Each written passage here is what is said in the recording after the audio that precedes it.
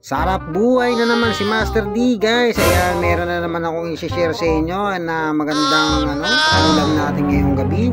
Ayan, meron ako ditong pork liempo. Ayan guys, pinakuluan ko na yan. At syempre, ready na ba kayo? Mekas na si kuya yan.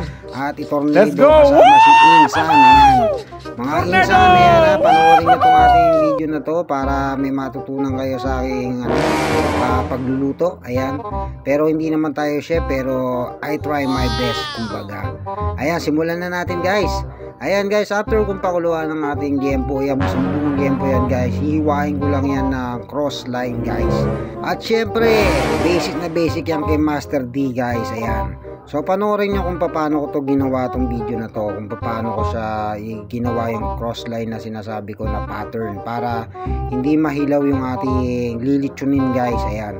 Actually gusto ko sana tong gawing litsong kawali, pero mekas na si kuya yan. Open natin to guys. Ayan, kaya natin ninihiwa yan para hindi mahilaw yung loob. Ayan, katulad yan, napakuluan na natin yan. Makikita nyo meron pa siyang mga hilaw sa loob. Kaya pagka niluto natin to sa oven, mas masarap to. Pero bago lahat, lagyan muna natin ng asin. Ayan, rock salt ang ating ginamit. Hindi ko na ginamit yung basic moves ko dyan kasi medyo mahirap mag-cameraman na mag-isa. Ayan. So pati yung gilid, lagyan natin ng rock salt. Ayan, yung palibot ng ating liempo, pati yung loob. Kasi guys, kaya rock salt ang ginamit ko dito para natural na natural yung lasa. At saka para matimpla natin ng maigi yung ating liempo. So ayan, habang minamasa-masahe ko yan, ayan, lagyan na rin natin ng oregano. Ayan, oregano powder. Mekas na si kuya yan. Lumasalasa, tsaka let's go! medyo mawala yung pinaka sebo na niya, na lasa. Kasi medyo mataba tong ating liempo at saka para organic din yung ating pampalasa. So lagyan natin yung mga gilid-gilid na yan. Ayan, hirap na hirap si Master D na itaktak yan. At bago natin i-mekos-mekos lahat, mekas na si kuya yan. Marami pa tayong ingredients dito. Ayan, susunod natin yung paprika. Ayan, bakit natin ilalagay yan guys? Para lalong sumarap at medyo mabango yung liempo natin na gagawin litsong liempo. So ayan, sobra ka na saya yan pare! Siyempre masanay na kayo guys. Siyempre masarap tumima si Master D. So ayan, tingnan natin pati yung mga gilid, lagyan, be sure na nalagyan natin lahat, pati yung taba na yan. Siyempre gagawin natin crispy mamaya yan. Kaya ayan, abangan ninyo.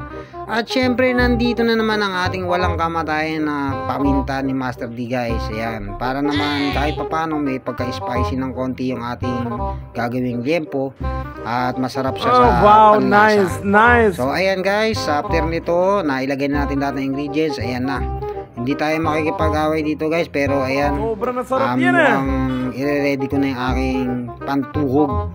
Ayan, sa mga gustong matuhog ni Master D, ayan, at para matutong magluto kung paano siya step by step, ayan, mag-comment kayo sa comment section natin. Ayan, tignan nyo naman perfect kung tumuhog si Master D. Ayan. So ayan guys, pati yung kabila ilalak natin. Ayan, syempre para pagka umiikot yan sa atin oven, hindi siya maglaro na parang umiigkas kung tawagin. Ayan, para pag umiikot siya, medyo maganda yung pag-ikot, pantay na pantay. So ilalak lang natin yan guys. Tingnan nyo naman kung paano ko siya ilak. Talagang sinisigurado kong mahigpit. Kaya kinamay ko na yan guys. Na si kuya yan. Actually sa mga mapanood nito, ayan, marami kayong matututunan dito guys. Medyo mahaba itong video natin na to. Ayan, syempre maghugas na ako ng kamay dyan. Kaya ready na to, malapit-lapit na natin, ready to cook na to. Kaya abangan nyo pa yung magagandang part dito guys. So ayan, ready na natin yung oven. Ayan, buksan na natin yung pinaka-oven natin. So ayan, i-low flame lang natin kasi medyo para hindi masunog kaagad at maganda ang pagkakaluto at texture. So i-ready na natin to. Ayan, isusuksok na ni Master dito. Kanina nagkatusukan, ngayon isusuksok na. So ayan, para makita natin, ayan, i-set lang natin. Ayan, medyo sobra yung ating pinaka ano bang tawag dyan sa ano na yung bakal na yan. So ayan, basta yan na yan, that's it na yan guys. So after nyan guys, after 15 minutes to 20 minutes, ayan na ang ating niluto na litsong belly. Ayan, belly yan guys, kaya lang hindi na isang masarap buong yan, lechon ah. belly kasi konti lang naman kami dito, pero pwede yung gawing lechon belly. So ayan, imbis na lechon kawali, ginawa ko, nilagay ko sa oven.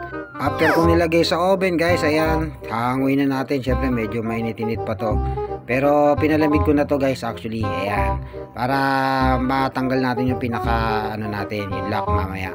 So kung makikita niyo guys, yan, napakasarap ng ating lechon, no? Grabe. Kaya naisip ko talaga yung lechon na lang to guys, kaysa naman gawin natin lechon kawali. Ayan guys, tingnan ninyo, medyo ipa tayo dyan sa tabi-tabi. Ayan, kaya talagang live na live tong ating performance na to guys. So ayan, i-ready lang natin yung ating pinaka lechon. So kung mapapansin nyo, medyo mainit-init pa yan dahil nga professional si Master D. Kinamay ko na yan kasi kahit mainit yan, kaya ni Master D yan. So tinatanggal na natin yung lock dyan. So chupi, yan, o kita nyo naman guys, mekas na si kuya yan. naman kung paano ko tanggalin. So habang tinatanggal ko tong lechon belly natin guys, ito napakasarap talaga nito. So pwede rin tong pang ulam, syempre hindi mawawala yan kay Master D, na pwede rin tong pampulutan. Ayan, sa mga katapos ng video na to, yan, baka mamaya sabihin ninyo puro pulutan na lang ang alam ni Master D. Pero ito guys, tanggalin mo natin yung joy dyan, saka yung natin ng baso dyan na nakakalat na plastic cup, para dire-diretso na tayo sa ating pagtatabas. Ayan, pero kung papansinin nyo guys, yan, papakita ko ulit kung paano ko siya hiwain. Ayan, tignan nyo kung gaano ka-juicy nice, guys. nice. Kaya dapat mapanood nyo itong buong video na to at i-share sa ating mga friends, mga FB friends or YT friends, at saka sa mga Kumu. Ayan, so ayan, sa TikTok, ayan, shoutout sa lahat ng mga friends natin dyan sa mga social media dyan. Syempre yung mga sumusupport sa atin na walang sawa, ayan, lalo na yung mga nagpapa-star sa atin dyan, ayan, shoutout sa inyo, hindi ko na kayo maisa-isa. So hiwain natin itong ating liempo guys. Ayan, habang iniiwa ni Master D yan guys, medyo mainit kasi. Actually, basanay kasi ako ginagamit yung kamay ko at hindi ako marunong gumamit ng fork. So ayan guys, hiwain na natin to, pero kayo na humusga kung gaano ba ka-juicy to. Sa tingin nyo ba masarap to? Comment nyo na, tignan nyo naman guys, talagang kinain ko na para tikman ang ating niluto. So ito, baka wala nang abutan yung ating mga kids, baka dahil sa sobrang sarap nito, dahil kakatikim ko, kaya hiwain na natin to para makakain ng ating mga kids. So after ko nyan hiwain guys, ayan, tignan nyo maigi. Ayan, medyo malutong kasi yung balat, kaya pinupukpok ko na ng kamay ko. Ayan, katulad nga na sinasabi ko sa inyo, itong niluto ni Master D na to, kapag nabisita kayo sa bahay na to, bahay ko, ayan, sigurado matitikman nyo to. Ayan, pero magdala po kayo ng liempo. Wow, nice, nice. Ayan. So after nito guys, ayan, kinakat ko na yung buto. Ayan, titingnan lang natin kung pwede ba siyang hiwain yung buto, medyo matigas talaga. So after nito siguro na lang natin, ilagay na lang natin sa ating lalagyan, kasi talagang minsan kasi may malambot na buto, ngayon may matigas na buto, kaya hindi natin mahihiwa ng kutsilyo yan. So kung mapapansin ninyo guys, ayan, inaayos ko pa yan para makita ninyo yung pagka-crunchy ng balat. So ito guys, simpleng recipe lang ito, tinikman natin yan guys. Hindi pampulutan, pang ulam lang to guys, pero pwedeng pampulutan. At syempre, approve to kay Master D.